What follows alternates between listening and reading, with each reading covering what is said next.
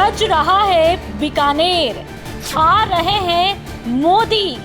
2 लाख से ज्यादा की भीड़ जुटने का दावा, 25,000 करोड़ योजनाओं की सौगात की बरसात। मरुधरा में बस कुछ ही महीनों में चुनावी रणभेरी बजने वाली है।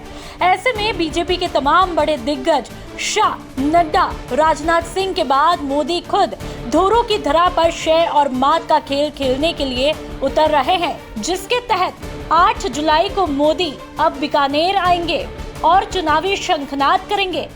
बीकानेर की धरा पर लगभग 2 लाख की भीड़ जुटने का दावा किया जा रहा है, तो वहीं लगभग 25,000 करोड़ की सौगात प्रधानमंत्री नरेंद्र मोदी द्वारा दी जाएगी। इससे पहले प्रधानमंत्री नरेंद्र मोदी 31 मई को ख्वाजा की नगरी यानी अजमेर आकर भी गए थे और चुनावी बिगुल बजाया था। जानकारी के मुताबिक प्रधानमंत्री नरेंद्र मोदी बीकानेर में जामनगर से अमृतसर तक बने एक्सप्रेसवे ग्रीन कॉरिडोर का लोकार्पण भी करेंगे। दरअसल राजस्थान से भारतमाला प्रोजेक्ट का एक बड़ा हिस्सा गुजर रहा है। चलिए अब आपको बीकानेर संभाग के समीकरण के बारे में भी बता देते हैं। बीकानेर संभाग में 4 जिले आते हैं: बीकानेर, चूरू, श्री गंगानगर, हनुमानगढ़। 4 जिलों में 24 विधानसभा सीटें आती है। 11 सीटों पर कांग्रेस का कब्जा है, 10 सीटें बीजेपी के पास है, 2 पर सीपीएम है, 1 सीट पर निर्दलीय का कब्जा है। बीजेपी विधानसभा चुनावों को देखते हुए अपने कमजोर किलों को और मजबूत किलों को बचाने की पूरी जोर आजमाइश में जुटी है।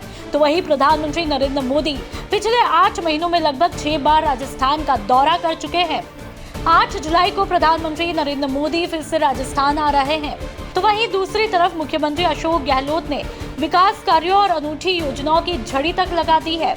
सरकारी योजनाओं के जरिए सीएम अशोक गहलोत प्रदेशवासियों को ज्यादा से ज्यादा राहत देने की कोशिश कर रहे हैं।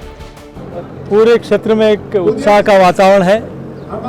हम सबके लोकप्रिय नेता, देश के यशस्वी प्रधानमंत्री आदरणीय नरेंद्र मोदी जी बीकानेर आ रहे हैं और लगभग 25,000 करोड़ की योजनाओं का उद्घाटन और शिलान्यास होना है।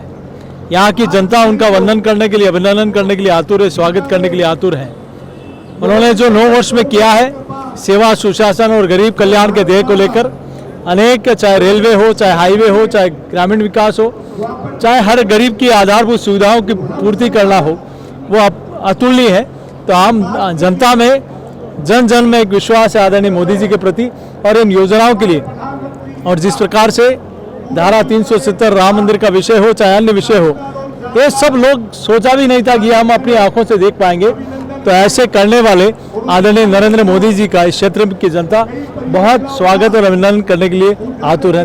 तो वहीं राज्य सरकार अपनी योजनाओं के आधार पर जनता से वोट मांग रही है। इनमें कर्मचारियों के लिए ओल्ड पेंशन स्कीम बहाल करके मुख्यमंत्री ने ब्रह्मास्त्र छोड़ दिया है।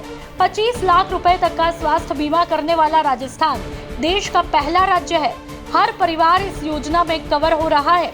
साथ ही 10 लाख रुपए तक का दुर्घटना बीमा भी किया जा रहा है। साथ ही हर परिवार को 100 यूनिट मुफ्त बिजली, 1 करोड़ से ज्यादा बिजली उपभोक्ताओं को 200 यूनिट तक मुफ्त बिजली। उज्ज्वला योजना के लाभार्थियों को सिर्फ 500 रुपए में घरेलू गैस सिलेंडर। खाद्य सुरक्षा योजना से जुड़े परिवारों को हर माह फूड पैकेट। ग्रामीण और शहरी क्षेत्रों में संचालित रोजगार गारंटी योजना के कार्य दिवस में बढ़ोतरी। 1 करोड़ से ज्यादा लोगों को न्यूनतम 1000 रुपए की मासिक पेंशन और प्रदेश की 1 करोड़ 35 लाख महिलाओं को स्मार्टफोन दिए जा रहे हैं।